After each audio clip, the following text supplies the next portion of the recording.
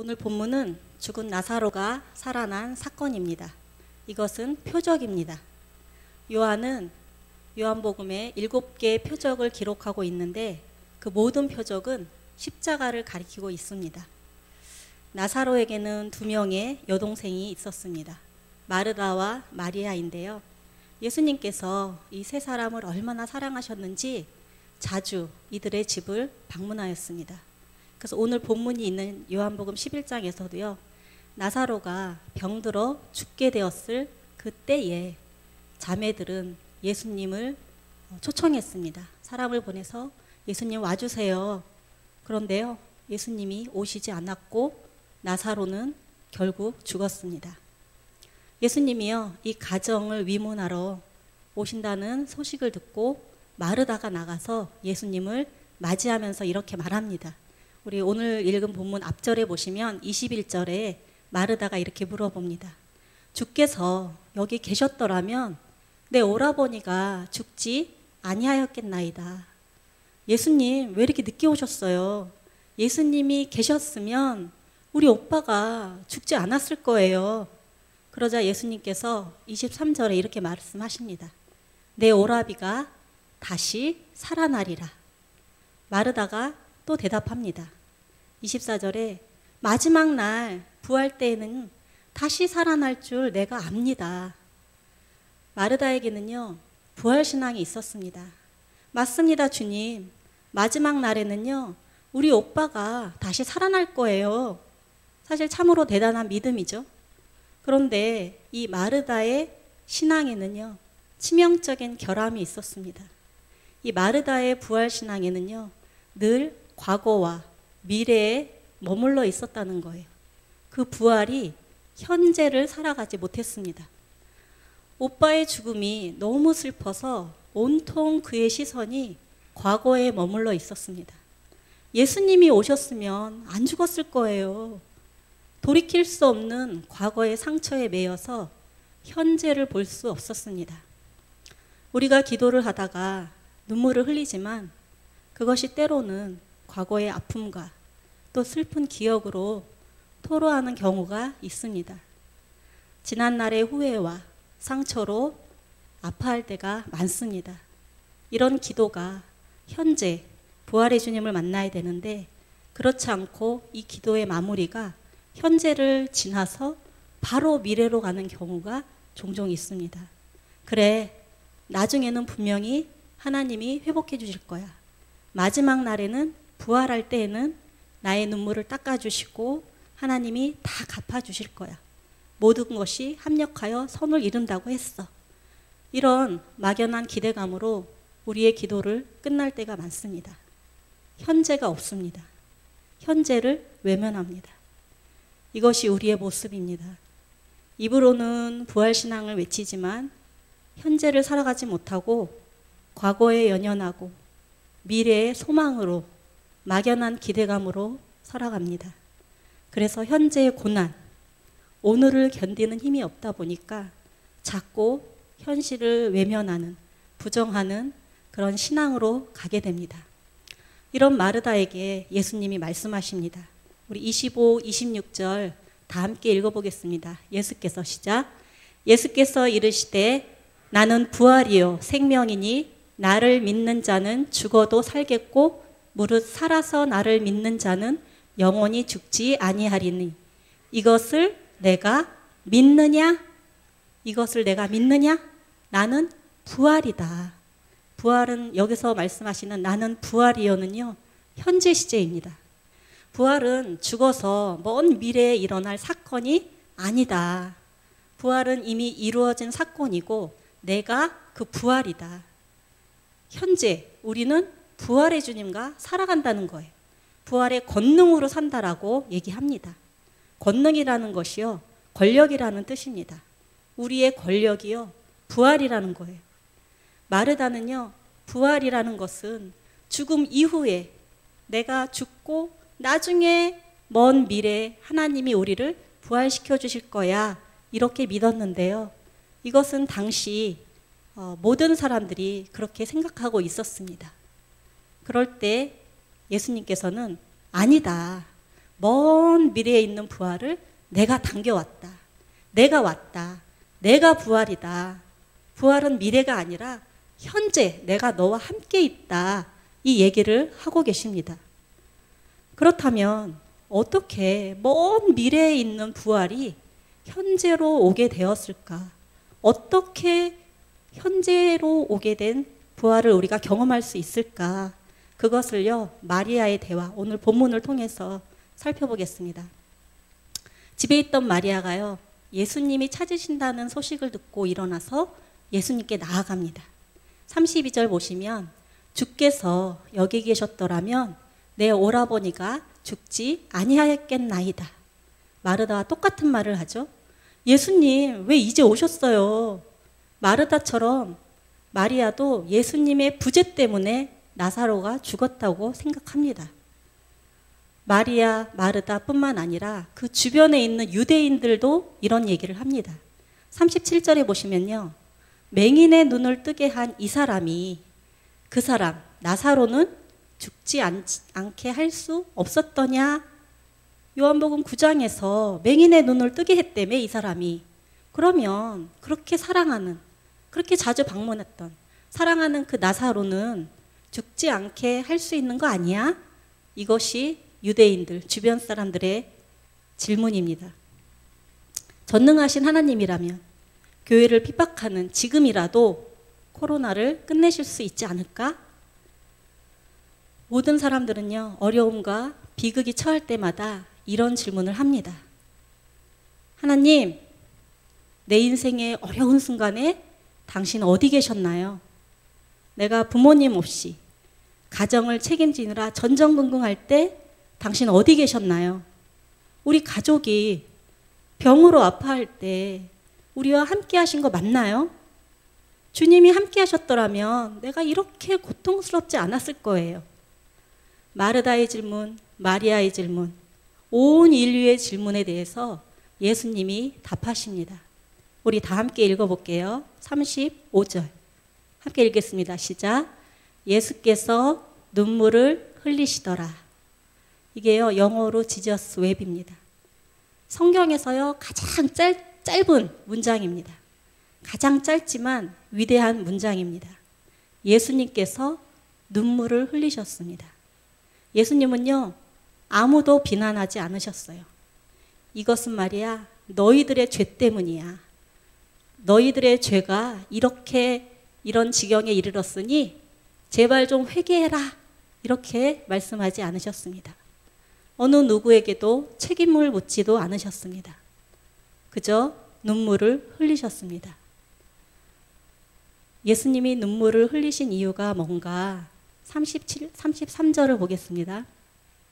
예수께서 그가 우는 것과 또 함께 온 유대인들이 우는 것을 보시고 심령에 비통히 여기시고 불쌍히 여기사.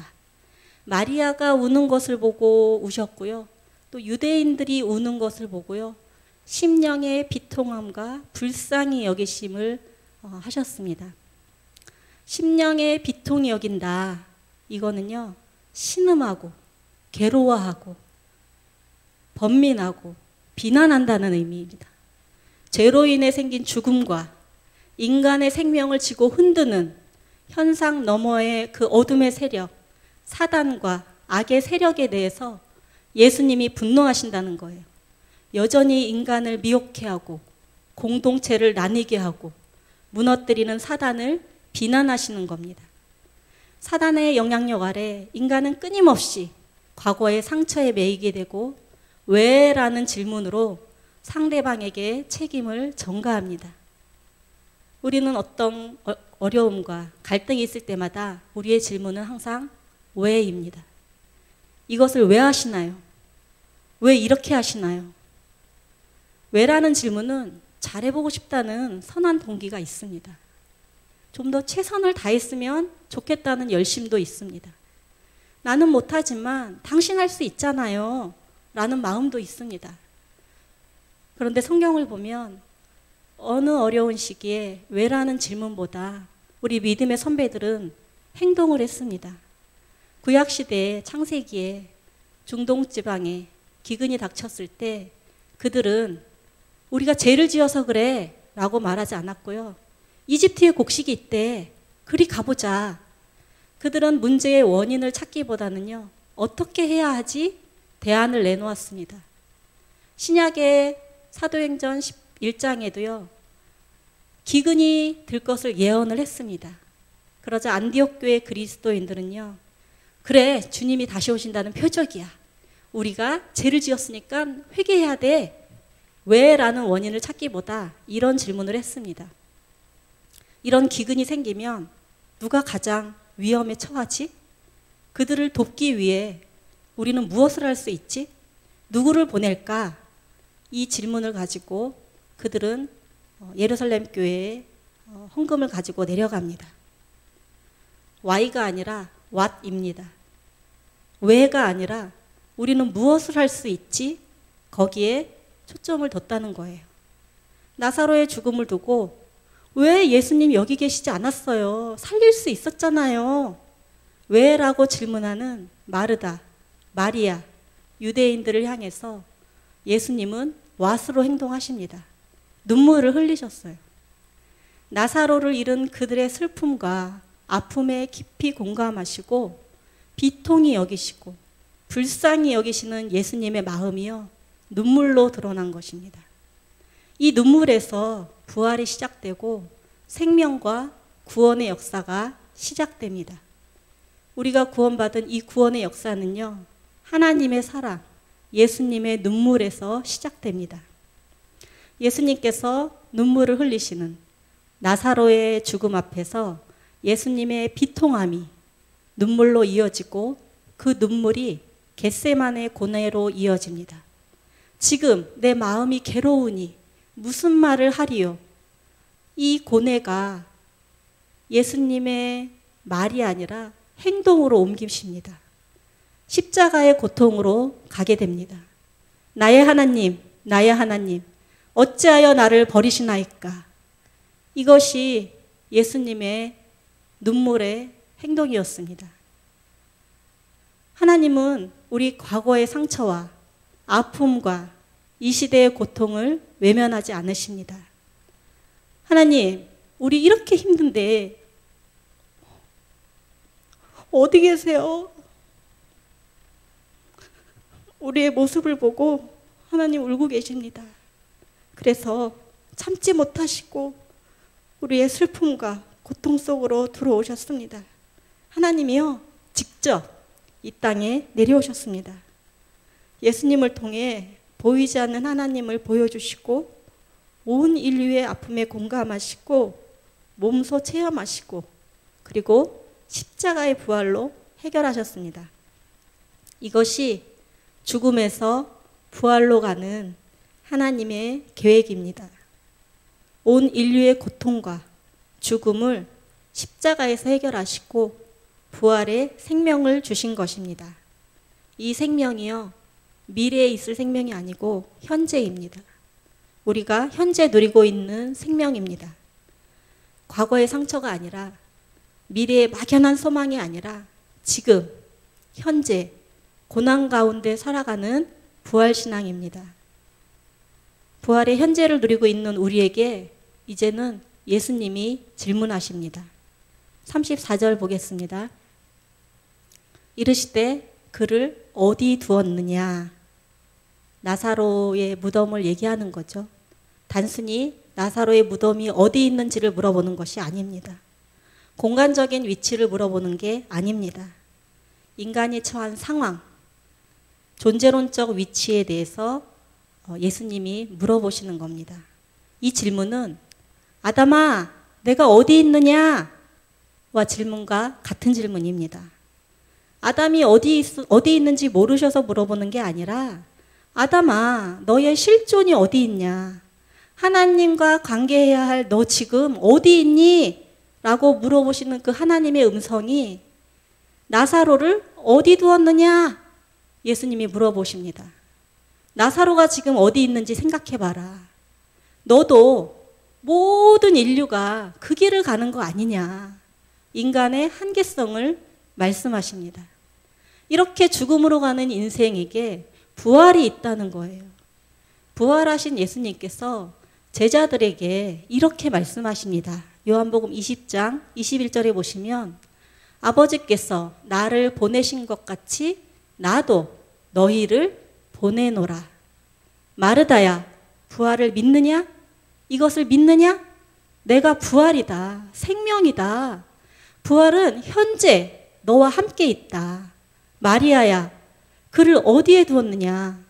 부활의 현재성을 살아가는 너가 사랑하는 사람들 어디에 두었느냐? 너가 사랑하는 아내, 너가 사랑하는 남편, 너가 사랑하는 아들, 딸 어디에 두었느냐? 이것이 우리의 주시는 예수님의 질문입니다. 말씀을 맺겠습니다. 혹시 아직도 왜라는 질문이 있으십니까? 그렇다면 그것은 인간의 고통을 보신 것입니다. 상대방의 연약함을 보신 것입니다. 나사로의 죽음을 보신 것입니다.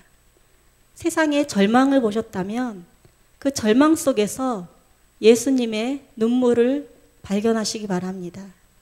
하나님께서 보여주시는 이유는요, 함께 동역하자.